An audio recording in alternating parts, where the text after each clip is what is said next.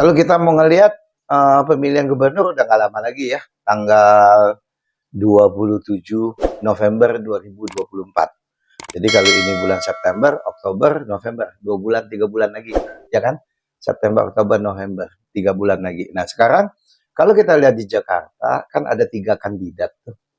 Jadi tiga kandidat itu mesti kita analisa satu persatu, yang mana yang bagus, kekurangannya apa, setuju nggak? Nah, ketiga kandidat ini satu adalah Ridwan Kamil dengan Suswono. Dia didukung oleh KIM, ya kan, Koalisi Indonesia Maju ya. Itu kan didukung lebih kurang berapa? 12 atau 13 partai. Sementara kandidat kedua kan adalah Pramono Anung dengan Rano Karno. Pramono itu kan dulu kan menteri, itu kan pembantunya Jokowi ya. Betul loh. Rano Karno kita sudah tahu karena bintang film. Dan yang ketiga kan adalah Dharma Pangrekun, jenderal, dan wakilnya adalah Kun Wardana. Setuju. Dan itu adalah calon independen kan. Nah, so kita coba bahas ketiga calon ini satu persatu. Oke? Nah, sekarang kita coba mulai dengan Ridwan Kamil. Dari secara perhitungan astrologi, Ridwan Kamil ini kan lahir tanggal 4 Oktober 1971. Jadi kalau ngeliat di sini Ridwan Kamil termasuk air kuat. Termasuk air kuat. Nah, kalau teori astrologi adalah apapun gitu loh, dibutuhkan keseimbangan. Jika air lagi kuat, harus dilemahkan. Jika lemah, harus dikuatkan. Nah, kondisi di sini kalau saya ngelihat Ridwan Kamil, dia adalah orang air yang kuat sekali. Dan terjadi combo di Ridwan Kamil ini menjadi kayu. Jadi supportingnya jadi bagus. Itu Ridwan Kamil. Tapi gitu loh, kalau kita ngeliat lebih jauh lagi, ternyata Ridwan Kamil ini kita ngomong kan air, tapi di bawahnya itu adalah sio anjing. Jadi sio anjing ini buat air adalah power atau kekuasaan. So no wonder kalau Ridwan Kamil kekuasaannya bagus. Cuman masalahnya untuk 10 tahun ini, mulai tahun 2019 kemarin, sampai tahun 2029. Jadi dari 2019 itu udah sekitar 4 tahun yang lalu, 4-5 tahun yang lalu. Mulai 2019 sampai 2029 gitu loh. Periode tahunan Ridwan Kamil ini masuk di naga dan naga itu ciong dengan anjing.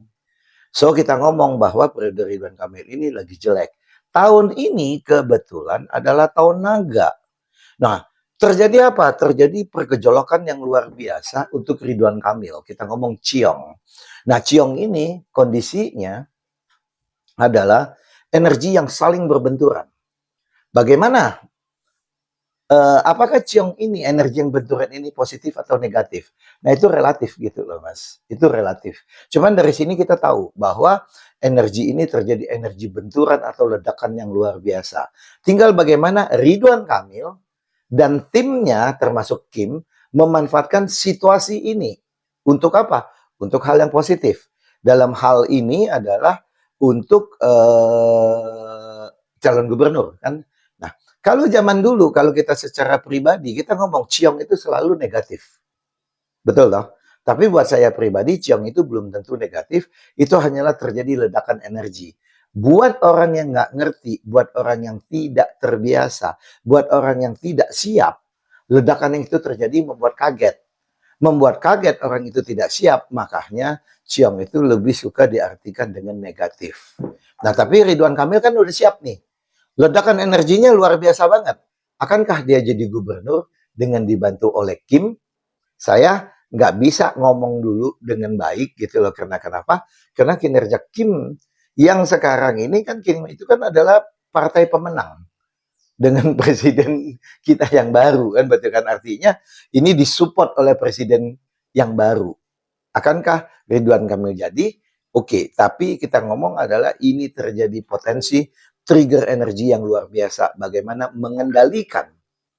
Jika bisa mengendalikan hasilnya positif, Ridwan Kamil bisa menang. Oke? Nah, sekarang kalau kita bahas yang kedua, Pramono Anung dengan Rano Karno. Kita tahu Pramono Anung dengan Rano Karno ini berarti disupport oleh PDIP, merah. Dan yang support adalah partai. Nah, kita lihat di sini lagi. Pramono Anung ini adalah orang kayu yang lahir di musim panas. Jadi kita ngomong kayunya ini kayu lemah. Nah, dari tadi awal ngomong, kalau kayunya lemah berarti dikuatin, kalau kuat berarti dilemahin. Nah, Pramono Anung ini, dia lagi lemah kayunya. Dan kebetulan periode 10 tahunnya adalah air, dikuatin. Jadi saya bilang, Pramono Anung ini gitu loh, sekarang ini 10 tahunan ini lagi bagus. Tahun ini lagi apa? Tahun ini lagi bagus. Nah, kekuasaan Pramono Anung dari mana? Pramono Anung dia orang kayu lah, duduk di logam. Logam ini kekuasaan. Sama seperti Ridwan Kamil tadi. Ridwan Kamil tadi adalah gitu ya. Dia adalah orang air duduknya di tanah. Sama kekuasaan tapi beda gaya. Beda gaya. Nah, itu yang terjadi. Nah, kemudian wakilnya Pramono Anung ini adalah Rano Karno. Rano Karno ini adalah orang tanah yang lahir di musim gugur. Kita ngomong tanahnya ini kedinginan. Tapi Rano Karno ada api. Nah, pilkada ini terjadi di 2 November itu gitu loh. Itu sudah musim dingin. Jadi buat Rano Karno sendiri secara overall Rano Karno nggak terlalu bagus. Tapi Pramono Anung bagus sekali. Dia disupport oleh PDIP. Nah, dengan kondisi di sini gitu loh, kita tidak bisa hanya melihat Pramono Anungnya aja atau Rano Karno, ini juga termasuk partai-partai pendukungnya. Apakah PDIP ini bisa bekerja mesin partainya untuk aktif berperang dengan Ridwan Kamil yang melawan Kim? Itu yang terjadi. Tapi secara teori, Pramono Anung lagi dalam kondisi bagus. Rano Karno lagi kondisinya biasa-biasa saja. Cuman secara popularitas mungkin Rano Karno lebih dikenal karena dia mantan bintang film. Pramono Anung kurang, tapi dia untuk menjadi bawah Jokowi itu adalah sesuatu yang luar biasa sekali. Nah, seperti itu. Nah, ini saya coba mau membahas sedikit tadi waktu Ridwan Kamil dan wakilnya Suswono. Jadi kalau kita ngelihat di sini tadi, kalau saya sebutkan, Ridwan Kamil lagi ngomong jelek. Nah, Suswono-nya, wakilnya, ini lagi kondisi bagus. Karena kenapa? Suswono-nya adalah orang air yang disebut air lemah. Sementara Ridwan Kamil, airnya air kuat. Jadi satu lemah, satu kuat, mereka merge menjadi satu. Jadi kalau kita ngomong di sini, Suswono adalah mendukung banget energi daripada Ridwan Kamil. Kondisi Ridwan Kamil lagi jelek, tapi kondisi Suswono lagi bagus. Nah, dua ini. Sementara kalau tadi Pramono Anung dengan Rano Karno, Pramono Agung bagus, Ridwan Kamil, Rano Karnonya jelek. Nah, ini terbalik antara Ridwan Kamil dan Pramono Anung. Nah, itu dua pasangannya. Tinggal masalahnya sekarang supporting dari partai pendukungnya. Cuman kita melihat bahwa Ridwan Kamil ini energinya lagi terjadi letupan yang luar biasa.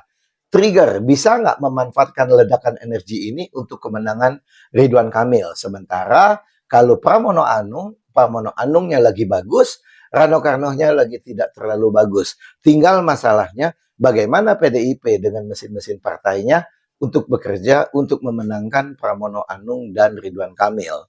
Sekarang kita coba ngelihat peserta ketiga. Peserta ketiga ini kan Dharma Pongrekun dengan Kun Wardana. Ya. Dharma Pongrekun dengan Kun Wardana ini kan adalah calon independen. Ya kan, adalah calon independen.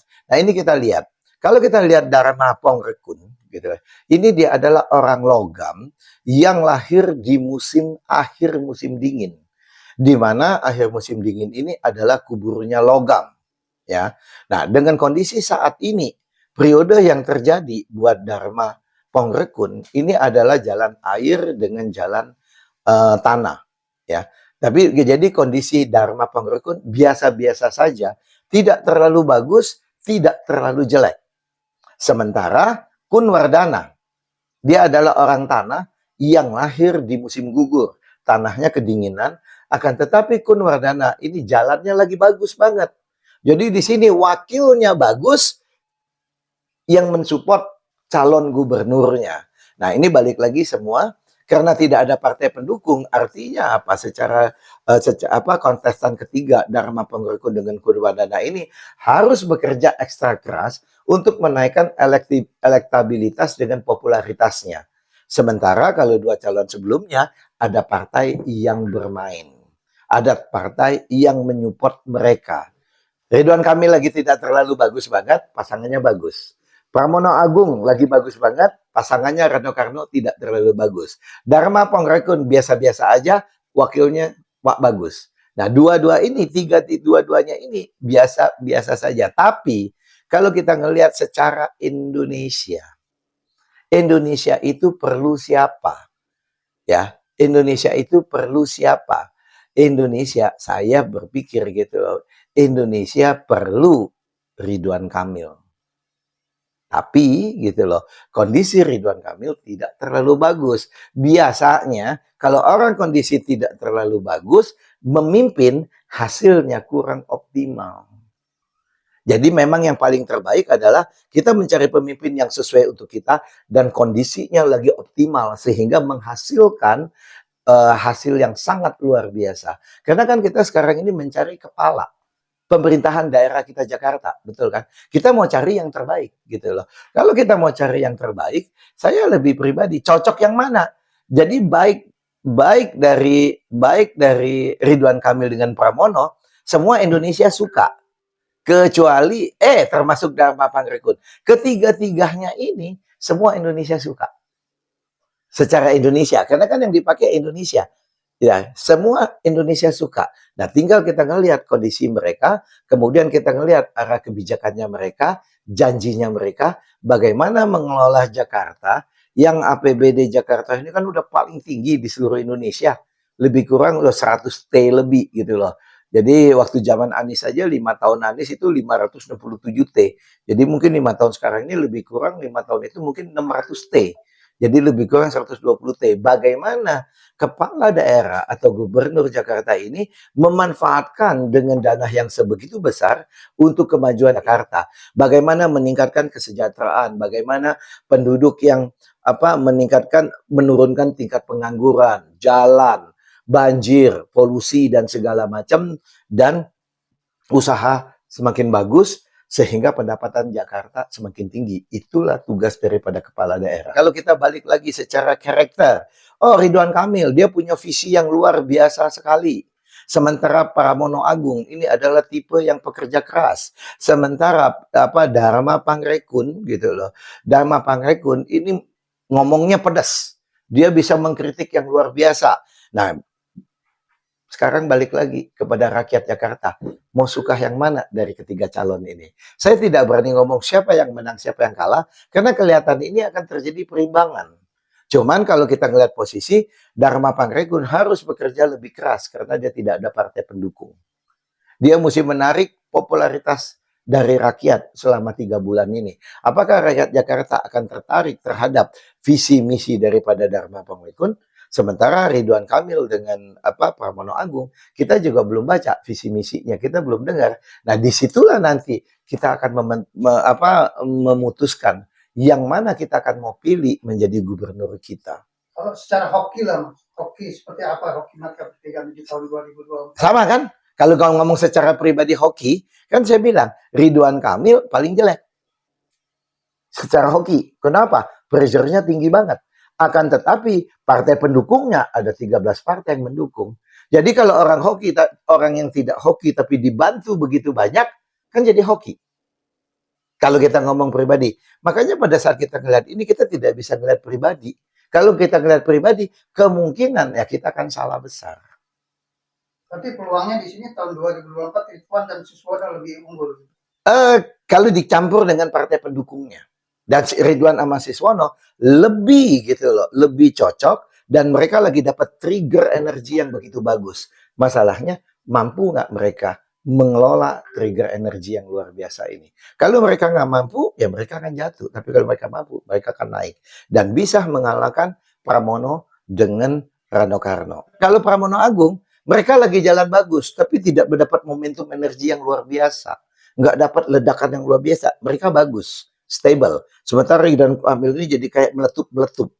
Nah, kira-kira bisa nggak memanfaatkan pola energi ini? Ya tergantung. Saya pribadi nggak berani ngomong yang mana lebih, karena siapapun yang akan jadi kontestan, sudah direstuin, udah di-approve sama KPK, kemungkinan mereka tuh hampir sama semua gitu loh. Hanya beda-beda tipis. Kalau kita ngelihat dari musim, ini keberuntungan lagi berpihak ke Pramono. Keberuntungan. Betul, keberuntungan lagi berpihak ke Pramono Agung gitu loh, bukan ke Ridwan Kamil. Akan tetapi, jika lihat mesin partainya. Betul dong? Mesin partai. Jadi, ya kita lihat. Jadi kalau saya lihat ini antara Ridwan Kamil dengan Pramono Agung. Bersaing. Bersaing. Dharma Pangrekun kelihatannya enggak.